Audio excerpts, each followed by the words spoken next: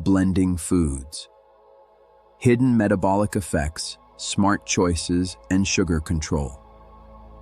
Friends, let us consider a 62-year-old woman who believed she was making the healthiest choice every morning. She had replaced her traditional breakfast with a large glass of fresh fruit smoothie, apples, bananas, and a touch of honey, blended to perfection. It felt light, natural, and full of vitamins. Yet over months, she noticed increasing fatigue, mid-morning hunger, and a gradual rise in her blood sugar levels.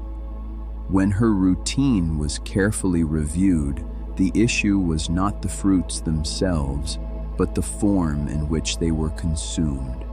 The same fruits, when eaten whole, produced a very different metabolic response compared to when they were blended into a rapidly absorbable liquid. With a few simple changes, reducing fruit load, adding fiber and protein, and occasionally returning to whole foods, her energy stabilized, hunger reduced, and glucose levels improved. This story highlights a critical modern misconception. Not all healthy foods behave the same once we change their form. What happens after blending? Core physiology. Blending is not neutral. It changes how the body processes food. Cell walls are broken. Nutrients and sugars become rapidly accessible. Surface area increases. Faster enzyme action. Fiber structure is disrupted. Reduced barrier effect. Gastric emptying is faster. Quicker delivery to intestine. Result: faster glucose absorption plus higher insulin demand. This is especially important in insulin resistance, prediabetes, diabetes, aging metabolism. The key principle: the more processed the structure, the faster the absorption. Foods that are not good for blending, high spike risk. Fruits, especially in combinations.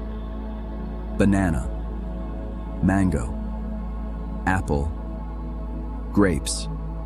Blending converts them into rapid sugar delivery systems. Concentrated natural sugars. Honey, dates, jaggery.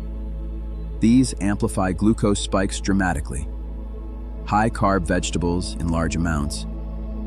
Beetroot, carrot, large quantities. Foods that are relatively safe to blend. Low glycemic vegetables. Cucumber, ash gourd, spinach, leafy greens. Minimal glucose impact even when blended. Functional additions. Ginger, turmeric plus black pepper. Anti-inflammatory, no glycemic burden.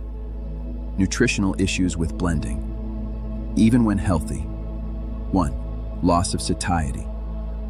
Faster consumption. Less chewing, weaker satiety signals. 2. Overconsumption risk. Easy to consume large quantities quickly. 3. Altered hormonal response. Reduced GLP-1 signaling. Faster glucose-insulin fluctuations. How to control sugar spike. Add fiber. Chia seeds, whole, soaked. Flaxseed, ground. Add protein. Curd, plant protein. Add healthy fat. Nuts, seeds. These. Slow gastric emptying. Flatten glucose curve. Maintain thickness. Avoid very watery smoothies. Thicker, slower digestion. Drink slowly. Do not consume rapidly. What should not be added? Sugar, honey, jaggery. Fruit juices. Excess fruit combinations. Syrups or health powders with hidden sugars. When to take blended foods. Best timing. With meals. After meals. Avoid. Empty stomach, especially insulin resistance. As a quick standalone health drink, what about blending fruits? This is critical. Whole fruit, fiber intact, slow glucose release, blended fruit, rapid absorption, higher glucose spike, especially problematic when multiple fruits combined, consumed quickly, taken on empty stomach. Clinical reality. Fruit smoothies behave closer to sugar drinks than whole fruits in metabolic terms. Practical rule for patients. Eat fruits. Don't drink them.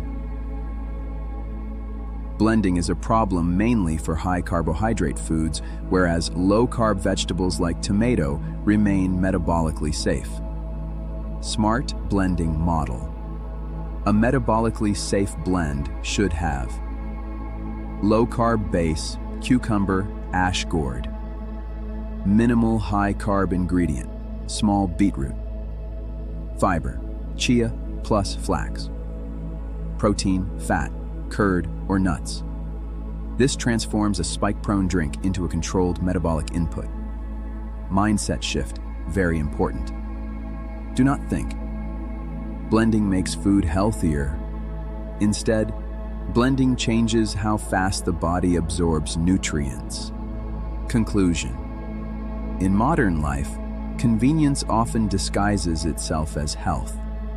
Blenders, juicers, and quick drinks promise efficiency, but the human body does not measure health by convenience.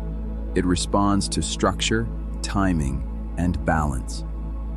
The difference between a stable metabolism and a fluctuating one is often not what we eat, but how we eat it. You do not need to avoid blending completely. You need to use it wisely. Choose whole foods when possible. When you blend, do it intelligently. Slow down absorption. Respect the body's physiology. Because in the end, health is not just about nutrients.